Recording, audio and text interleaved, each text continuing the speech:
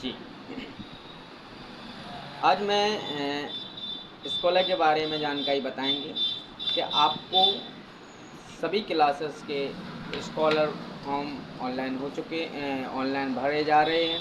तो आप सभी से निवेदन है कि आप अपना स्कॉलर फॉर्म भरें और स्कॉलर फॉर्म के पहले आपकी जो नियम्स एंड कंडीशन हैं, आप उनको आप डिटेल में इस वीडियो के माध्यम से उसको सुन के अच्छे से फिलिंग करें, ताकि आपको कोई आगे चल के परेशानी नहीं आए। सबसे पहले आपके आधार कार्ड में जो नाम है, वो नाम आपके 8 क्लास की मार्कशीट में सेम नाम होना चाहिए।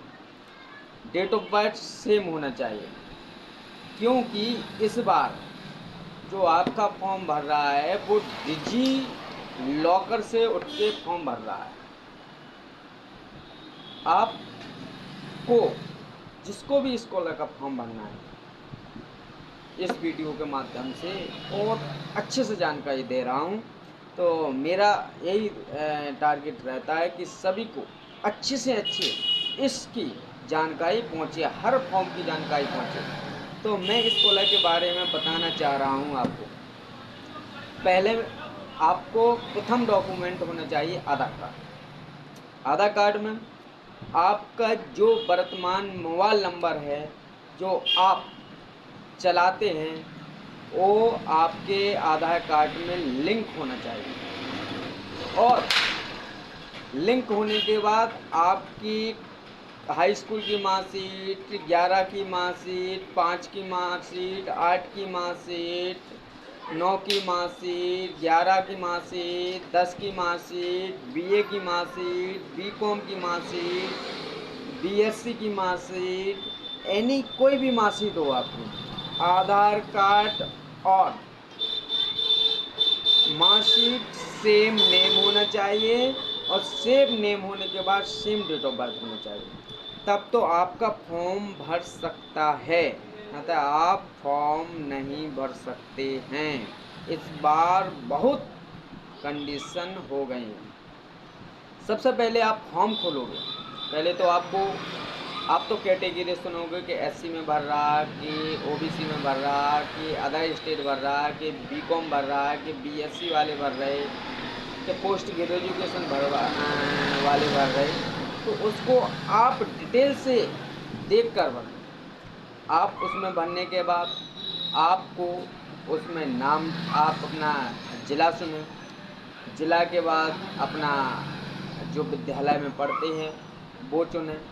उसके बाद आप नाम डालें, डेट ऑफ बर्थ डालें। इसके बाद आप का आधार कार्ड डालें।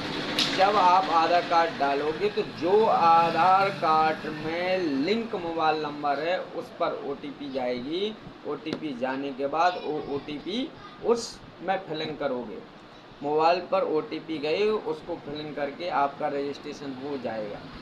आपका रजिस्ट्रेशन हो जाने के बाद आपको फिर रजिस्ट्रेशन स्लिप निकाल कर आप डिजी लॉकर में आइए। डिजी लॉकर में जिसका पहले से डिजी लॉकर का रजिस्ट्रेशन है या साइन इन है, तो उसका पासवर्ड डालें, मोबाइल नंबर डालें तो वो सीधा खुल के वेरीफाई हो जाएगा। और जिसका नहीं है तो न्यू साइन अप करें। उसको न्यू साइन अप करके आधार कार्ड डालें। आधार कार्ड पर ओटीपी जाएगी, ओटीपी आप उसमें फिलिंग करें। फिलिंग करने के बाद आपको वो आपकी जो आधार कार्ड में जैसी फ़ोटो लगी वैसी 2 कॉपी आपके फॉर्म में खुल जाएगी। फिर खुल जाने के बाद आप छात्रवृत्ति का फॉर्म खुल जाएगा। जब आपका छात्रवृत्ति का फॉर्म खुल जाएगा, उसमें बैंक डिटेल, नाम, कौन से स्कूल में पढ़ रहे हैं, कौन स्कूल में पढ़ चुके हो, वो रजिस्ट्रेशन, प्रवेश तिथि, पंजीयन संख्या, ये सब उसमें डाल के बैंक की डिटेल भर के उस पर ओटीपी डाल के आप सबमिट करिए।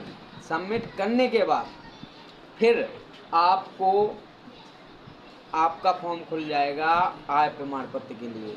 जब आपका आय प्रमाण पत्र के लेने खुल जाएगा तो आप में एक एप्लीकेशन, एक प्रमाणित एप्लीकेशन, तो आप एप्लीकेशन संख्या डालिए, प्रमाणित संख्या भी डालिए, दोनों डाल के सबमिट करिए, वो वेरीफाई होके आ जाएगा।